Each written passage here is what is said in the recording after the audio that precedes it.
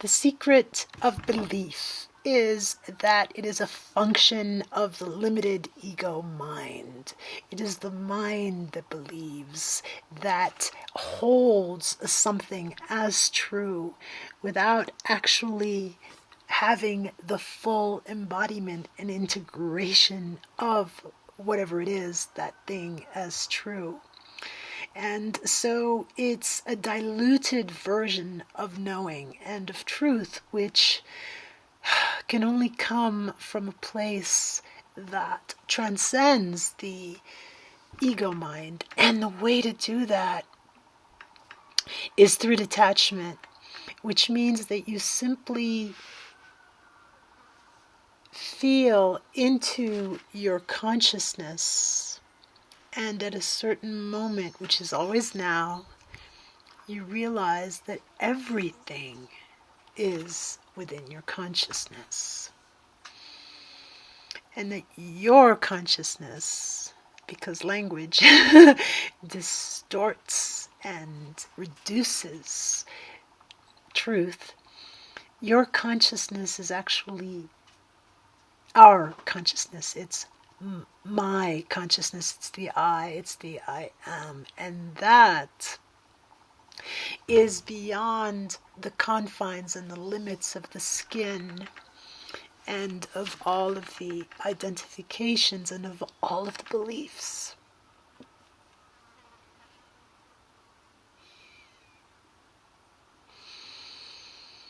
Now what happens when I come, you come, the sacred we comes to feel this tangibly, to understand it, is that the ego mind is going to line up. It's going to go along with it. It's going to be made clear, and it's going to stop laboring under false delusions, under false beliefs. In other words, beliefs can be accurate. They can be of the truth. It's just that they are not the end. They are not deep enough. You have to go deeper. I have to. And in the depths, there's only space for space itself. For this luminous, numinous, I don't know what to call it, awareness that permeates and pervades through everything, and that actually gives rise to the atoms.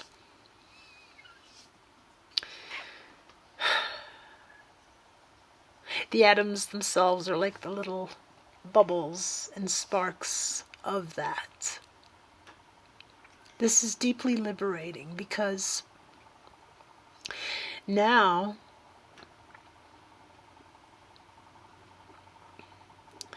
we can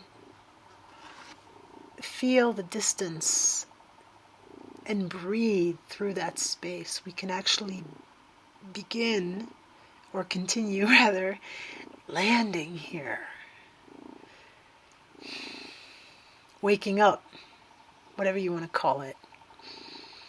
It's an infinite, it feels like an infinite unfolding and journey of sentience, of awareness, of consciousness, whose very substance is grace or love or truth or goodness or beauty or silence, creativity, whatever words come through. Kind of like when you make a bouquet and you choose the flowers or it's just whichever one lands in the right place for you, for I. And this is really, really good news, because the ego mind, which is like a bubble. It lives inside a bubble, right? Mine kind of does. It's like it has all of these reflections and beliefs and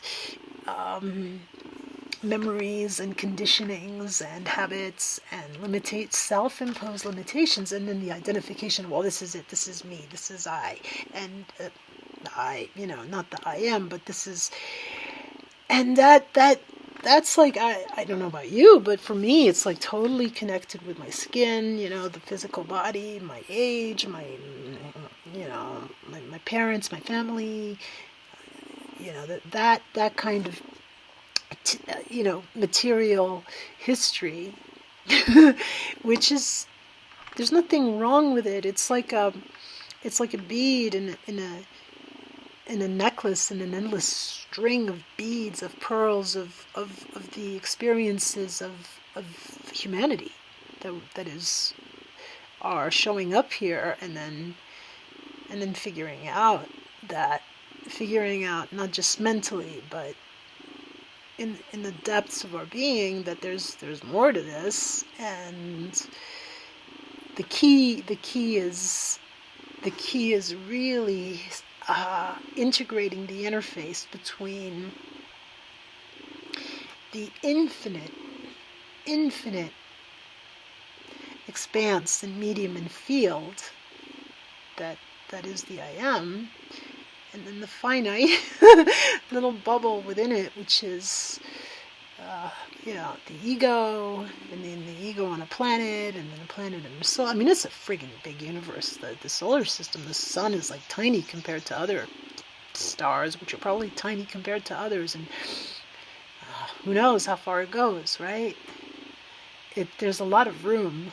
There's a lot of room for expression here, and for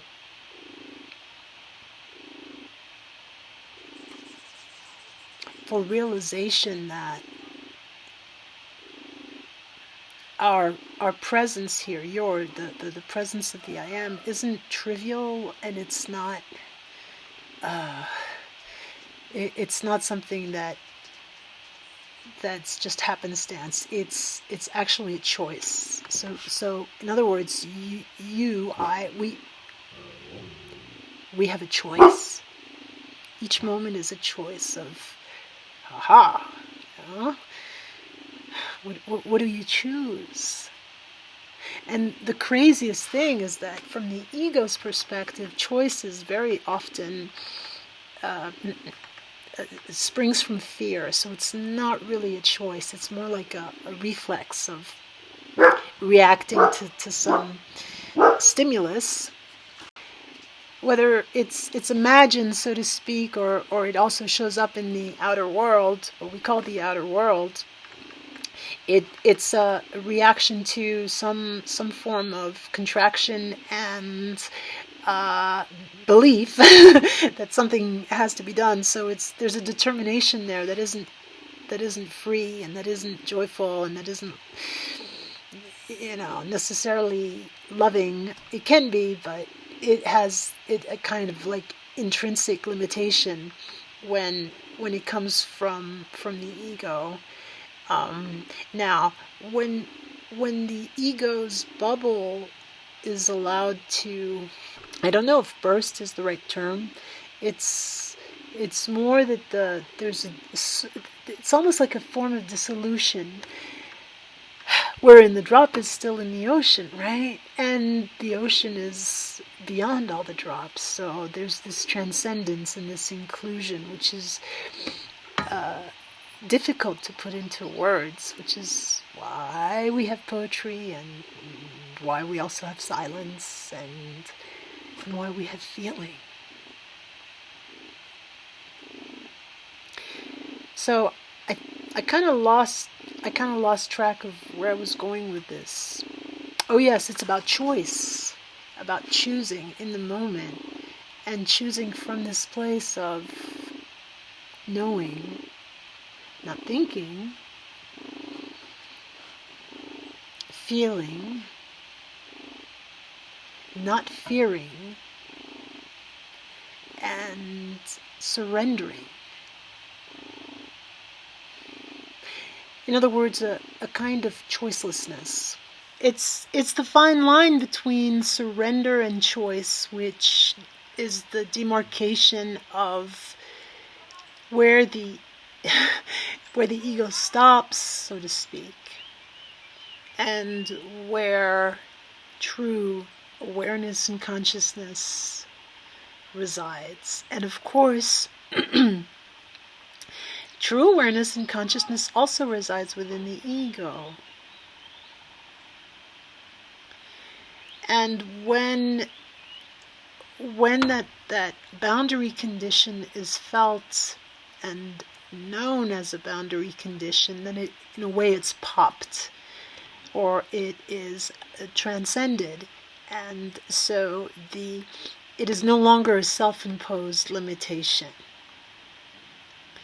And this opens the door to the full potential of what it is that one consciousness, the one consciousness, most yearns for through the soul, through the heart of the particular vehicle through which it is expressing itself.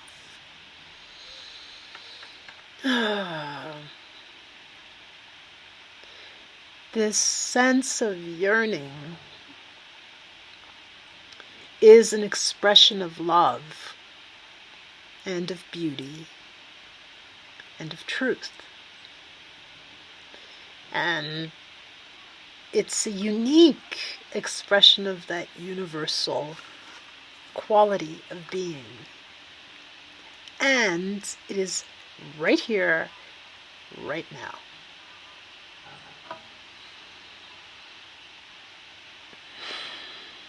And it softens everything. And it sharpens everything.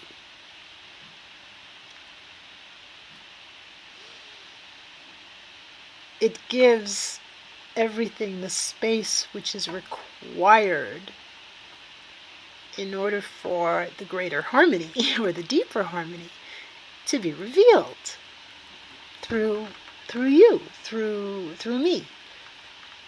It's a really funny thing. It's crazy, right?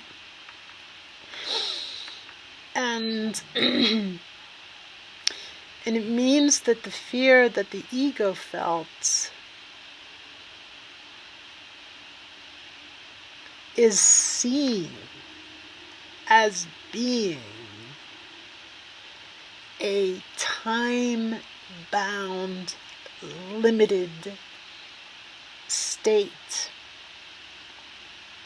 of feeling that does not correspond to anything that is true. And what is true can only be known in the now. So, right? And within consciousness. So if it's anything that appears outside, or that takes your attention out of the now,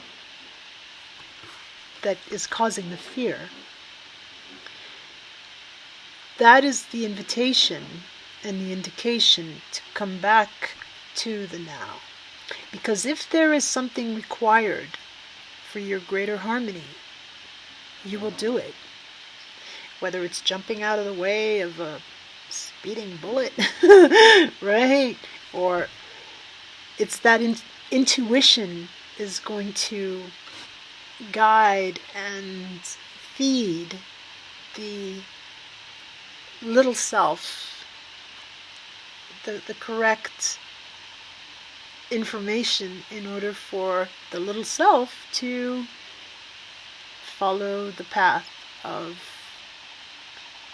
its bliss, of its grace, of its love, of its service, of its soul, and of the one. I hope that makes sense. Let me know. Let me know if it makes sense, and Yeah. It's a funny thing to be beaming through and in and out of each other's fields of awareness here in this funny material world, which is actually just a condensation of energy, and of space.